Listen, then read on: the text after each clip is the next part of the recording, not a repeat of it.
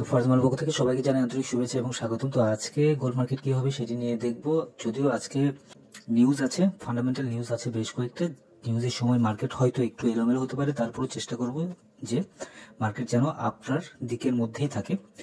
তো দেখুন, আমি এখানে কয়েকটি লাইন এখানে টেনেছি, এই লাইনের মধ্যে মার্কেট থাকবে আমি আশা করছি, যতক্ষণ না পর্যন্ত নিউজ না আসছে ততক্ষণ পর্যন্ত।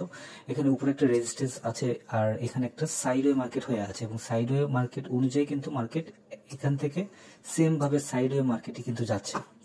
এটি একটু কালারটা একটু চেঞ্জ করে দিই, তাহলে আপনাদের বুঝতে আরো সুবিধা হবে। ব্ল্যাক অ্যান্ড হোয়াইট করে দিলাম।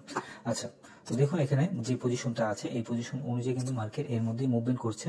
তো নিউজ আসার আগ মুহূর্ত পর্যন্ত বা লন্ডন সেশন আসার আগ মুহূর্ত পর্যন্ত মার্কেট এর মধ্যেই সীমাবদ্ধ থাকবে। এবং আমি একটি সিগন্যাল আপনাদের সাথে শেয়ার করেছি, অলরেডি সিগন্যালটি একটা টিপি হিট করেছে।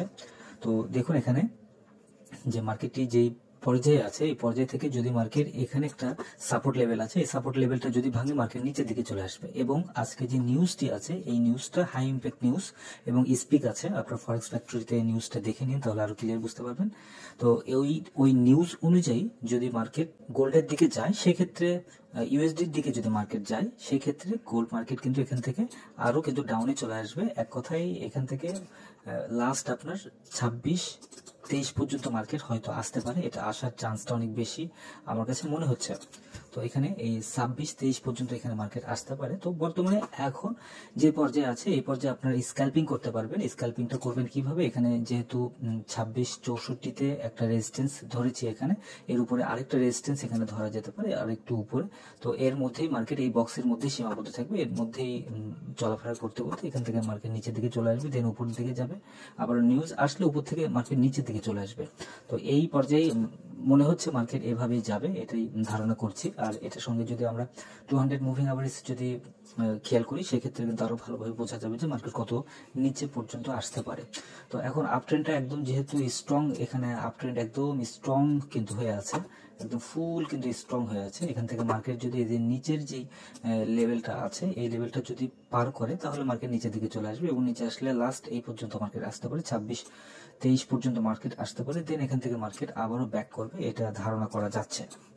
এখানে আরো কয়েকটা পয়েন্ট আছে, যে পয়েন্টগুলো আমি আপনাদের সাথে শেয়ার করি, যে কোন পয়েন্ট আপনারা সেল এন্ট্রি বা বাই এন্ট্রি নিলে আপনাদের প্রফিটটা হবে। যেমন এখানে কেউ যদি সেল এন্ট্রি নেন, সেক্ষেত্রে এখানে যদি সেল এন্ট্রি নিলে মার্কেট এখন বর্তমানে কিন্তু এখানে একটু কারেকশন হচ্ছে, কারেকশন হওয়ার পর মার্কেট এখান থেকে যখন মানে একটু দুর্বল হবে, তখন মার্কেট কিন্তু নিচের দিকে চলে আসবে। তো সেই ক্ষেত্রে আজকে সেল এন্ট্রি নেওয়া যেতে পারে, এবং এসএল পয়েন্টটি হবে এখানে 26-72 পর্যন্ত এসএলটা দিতে পারেন। মানে এক কথায় এখন যেই পর্যায়ে মার্কেটে আছে, এখান থেকে যত উপরে যাবে তত সেল এন্ট্রি নেবেন, দেন মার্কেট নিচের দিকে চলে আসবে। আর আরেকটা সেল এন্ট্রি নিতে পারবেন, সেটি হচ্ছে যদি মার্কেট মানে এসএল এন্ট্রি যেটা, মানে এটাও আমি দুইটা এসএল আমি আপনাদের সাথে শেয়ার করছি। এটা হবে আপনার 26-50 আপনার এসএল হবে, 49 দেওয়া যেতে পারে, 49 এটাতে দেওয়া যেতে পারে। আর বাই এন্ট্রির ক্ষেত্রে যেটা হবে, বাই এন্ট্রি যদি নেন, সেই ক্ষেত্রে যেখানে মানে মার্কেট এখন যে পর্যায়ে আছে এই পর্যায়ে থেকে যদি মার্কেট নিচের দিকে আসে, তাহলে বাই এন্ট্রি নিতে পারবেন। বাই এন্ট্রির ক্ষেত্রে দেখা যাবে আপনাদের এসএল পজিশনটা হবে, এসএল পজিশন হবে এখানে 26-39 আপনার এসএল পজিশনটা হবে।